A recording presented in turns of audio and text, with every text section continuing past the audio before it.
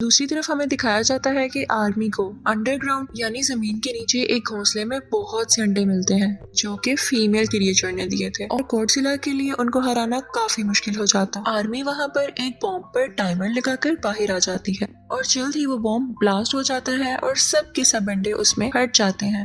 Movie के start होते ही हमें कुछ साल पहले का टाइम दिखाया जाता है जहाँ पर कुछ वर्कर्स एक माइन में काम कर रहे होते हैं। उन पर नजर रखने के लिए एक डॉक्टर भी वहाँ पर होता है जिसे एक आदमी बताता है कि काम के दौरान वर्कर्स को यहाँ पर कुछ रेडिएशंस यानी शुआएं महसूस हुई और उन्हें लगा कि शायद यहाँ पर यूरेनियम है और वो बहुत खुश हो गए। उन्होंने बड़ी बड़ी मशीनरीज यहाँ पर मंगवा ली और काम शुरू कर दिया कि देखते ही देखते काम के दौरान वो जमीन अंदर घुसने लगती है यानी एक गार में जाने लगती है। तो डॉक्टर अपनी टीम को लेकर उस केव के अंदर जाते हैं यानी जमीन के नीचे। तो वहाँ पर उन्हें एक बहुत बड़े जानवर का स्केलेटन मिलता है यानी ढांचा। जब डॉक्टर उस पर गौर करते हैं तो उन्हें पता चलता है कि ये कोई स्केलेटन नहीं है बल्कि वाकई में एक बहुत बड़ा जानवर है जो यहाँ पर सो रहा था और रोशनी पड़ने पर ये जिंदा हो गया था। और फिर हमें ये दिखाया गया कि वो जानवर केव से निकलकर समंदर की तरफ चला गया था। दूसरी तरफ जापान में हमें एक साइंटिस्ट दिखाया जाता है जो कि फोन पर किसी से बात कर रहा था कि जिस जगह से वो जानवर निकला था वहाँ से अर्थक्वेक होता यहाँ तक आ रहा है। उस खास जगह पर एक प्लांट होता है। वो कहता है कि अगर ऐसे ही चलता रहा तो मुझे तो अपना प्लांट खत्म करना पड़ेगा। तभी उसकी वाइफ आती है और वो अपनी वाइफ और अपने बेटे फोर्ड को लेकर वहाँ से चला जाता है।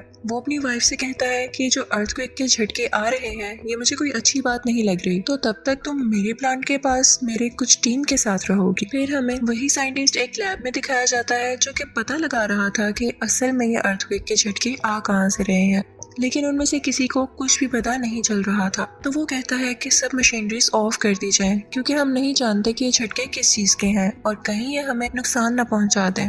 इसी के साथ वहाँ पर फिर से अर्थक्वेक आने लगता है और साइंटिस्ट की वाइफ भी वहाँ पर आ जाती है। वो वहाँ से भागने लगती है और चैम्बर में ब्लास्ट होने की वजह से एक पॉइजनस गैस यानी जहरीली गैस उसकी तरफ बढ़ने लगती है। साइंटिस्ट अपनी वाइफ को बचाने के लिए आगे बढ़ता है लेकिन तब तक बहुत देर हो चुकी थी और गैस पूरी तरह से उस कैबिन में फैलने लगी थी। तो उसकी वाइफ उससे कहती है कि दरवाजा बंद कर दो इससे पहले कि गैस यहाँ तक पहुँच जाए। और ना चाहते हुए भी साइंटिस्ट को वो दरवाजा बंद करना पड़ता है और इसके बाद वो काफी उदास हो जाता है क्योंकि उसकी वाइफ अंदर रह गई थी। वो उससे कहती है कि हमारे बेटे फोर्ड का ध्यान रखना और इसी के साथ रेडिएशन की वजह से वो पूरा का पूरा प्लांट तबाह हो जाता है। फोर्ड भी ये सब कुछ अपने स्कूल से देख रहा था। अब हमें 15 साल बाद का वक्त दिखाया जाता है। फोर्ड अब एक फौजी बन चुका था और कुछ मंथ की ट्रेनिंग के बाद वो अपने घर वापस आया था। वो अब मैरिड था कि उसकी वाइफ को कॉल आती है कि फोर्ड के डैड को पुलिस ने पकड़ लिया है। फोर्ड अपने डैड से नफरत किया करता था क्योंकि वो समझता था कि उसकी मदर की डेथ उनकी वजह से हुई, लेकिन अपनी वाइफ के कहने पर वो उन्हें मिलने चला जाता है और जाकर अपने फादर को पुलिस से छुड़वा लेता है। फिर वो दोनों घर आते हैं तो उसका फादर उसे कहता है कि बेटा वो एक एक्सीडेंट नहीं था बल्कि उसके पीछे कुछ रेडिएशंस थी और सेम चीज हम अभी भी फील कर रहे हैं फिर से। और वो अभी भी इसलिए अरेस्ट हुआ था क्योंकि वो उस जगह पर गया था जहाँ पर पुलिस ने जाने से मना किया था। वो बताता है कि मेरे दोस्त ने भी वॉइस फ्रीक्वेंसी नोट की है यानी वहाँ पर से अजीबोगरीब आवाजें आती हैं, तो मुझे वहाँ पर जाकर देखना होगा और ये साबित करना होगा कि उस रोज प्लांट पर जो ब्लास्ट हुआ वो कोई एक्सीडेंट नहीं था। तो फिर फोर्ड भी अपने फादर के साथ वहाँ पर जाता है। अब वो लोग नोट करते हैं कि वहाँ पर कोई जहरीली गैस या रेडिएशन नहीं थी। वहाँ पर पुलिस फिर से आ जाती है और उन दोनों को पकड़कर अपने साथ ले जाती है और वहाँ पर वही डॉक्टर जो मूवी के स्टार्टिंग सीन में दिखाया गया था वो भी होता है। वो सब साइंटिस्ट से पूछते हैं कि आखिर तुम बार बार उस जगह पर क्यों जाते हो, तो वो सब कुछ बताने लगता है जो वो करना चाहता था। डॉक्टर ये सुनकर बहुत हैरान होता है क्योंकि इतनी सारी इन्फॉर्मेशन तो उसे भी नहीं पता थी। वो वहाँ पर एक बहुत बड़ी पत्थर जैसी चीज पर कुछ एक्सपेरिमेंट्स कर रहे हैं। अचानक वो पत्थर हिलने लगता है तो वो लोग उस पर बिजली फेंकते हैं यानी इलेक्ट्रिकल शॉक देते हैं। वो पत्थर टूट जाता है और उसके अंदर से एक बहुत बड़ा क्रिएचर बाहर आता है। वो बहुत ही ज्यादा बड़ा था और लोगों पर बिजली जैसी कोई चीज फेंक रहा था। और फिर हमें दिखाया जाता है कि वो जानवर खुद को कैद से आजाद करवाकर प्लांट से बाहर आ जाता है और वहाँ से उड़ जाता है। अगले दिन कैप्टन आते हैं और डॉक्टर को अपने साथ जाने का कहते हैं। डॉक्टर अपने साथ साइंटिस्ट और फोर्ड को भी ले लेता है, लेकिन इस वाकये में साइंटिस्ट काफी जख्मी हो चुका था। वहाँ पर जाकर उनका हेड उन्हें बताता है कि ये क्रिएचर कोई आम क्रिएचर नहीं। जब जमीन की रेडिएशंस कम होती गई तो ये समंदर की गहराइयों में चला गया ताकि ये वहाँ से अपनी एनर्जी ले सके।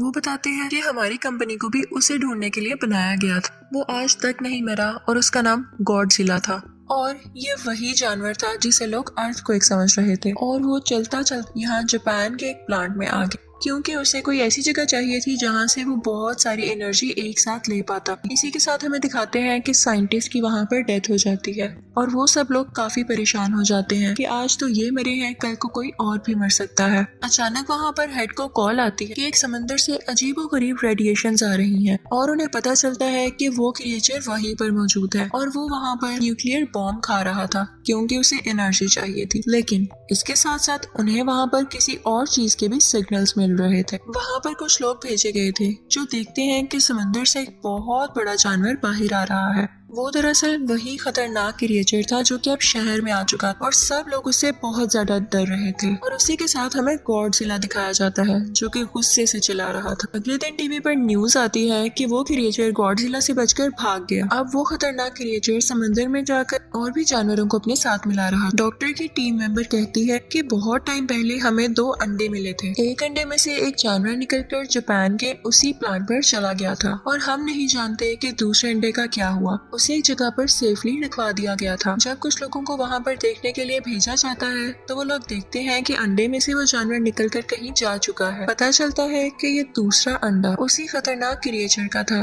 और वो उसमें से निकलकर किसी और शहर में जाकर तबाहियां मचा रहा था। इन दोनों को पुलिस ढूंढने लगती है। फिर हमें दिखाया जाता है कि डॉक्टर टीवी पर दूसरे क्रिएचर की फुटेज देख रहे होते हैं। वहाँ पर वो नोट करते हैं कि इस क्रिएचर के तो पर ही नहीं है जैसे पहले क्रिएचर के थे।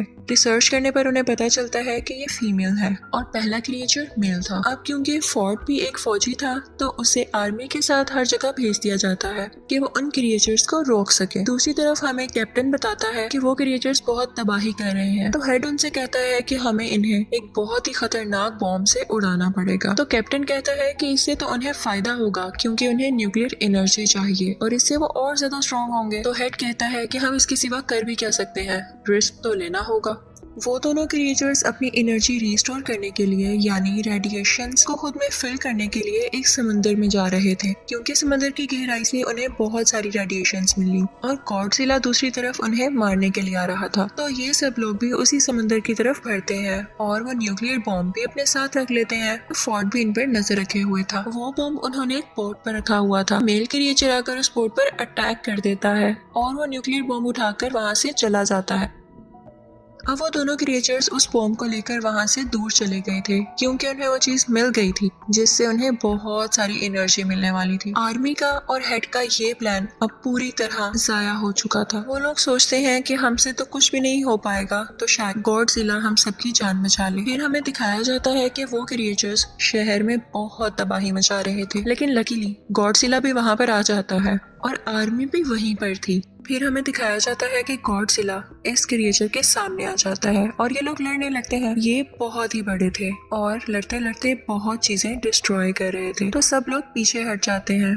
यहाँ पर अभी सिर्फ मेल क्रिएचर ही मौजूद था, तो गॉडजिला उससे आसानी से लड़ पा रहा था और वो उसे मारने ही वाला होता है कि पीछे से फीमेल क्रिएचर आकर उस पर अटैक कर देती है और अब गॉडजिला इन दोनों से अकेला लड़ रहा था। यहाँ पर गॉडजिला के लिए उन दोनों को मारना काफी मुश्किल हो रहा था। दूसरी तरफ हमें दिखाया जाता है कि आर्मी को अंडरग्राउंड यानी जमीन के नीचे एक घोंसले में बहुत से अंडे मिलते हैं जो कि फीमेल क्रिएचर ने दिए थे और गॉडजिला के लिए उनको हराना काफी मुश्किल हो जाता। आर्मी वहाँ पर एक बॉम्ब पर टाइमर लगाकर बाहर आ जाती है और जल्द ही वो बॉम्ब ब्लास्ट हो जाता है और सब के सब अंडे उसमें हट जाते हैं। जब मेल और फीमेल दोनों क्रिएचर ये देखते हैं तो उन्हें अपने अंडों की फिक्र होने लगती है और वो दोनों गॉडजिला को छोड़कर उस तरफ भागते हैं। अब उस धमाके से गॉडजिला को ये फायदा हुआ कि उस धमाके की रेडिएशंस गॉडजिला में एनर्जी की तरह जाने लगी और उसने वही एनर्जी यूज कर अपने मुंह से उन दोनों क्रिएचर्स पर फेंकी और अब गॉडजिला काफी स्ट्रॉन्ग हो चुका था और वो दोनों क्रिएचर्स से पूरी ताकत से लड़ रहा था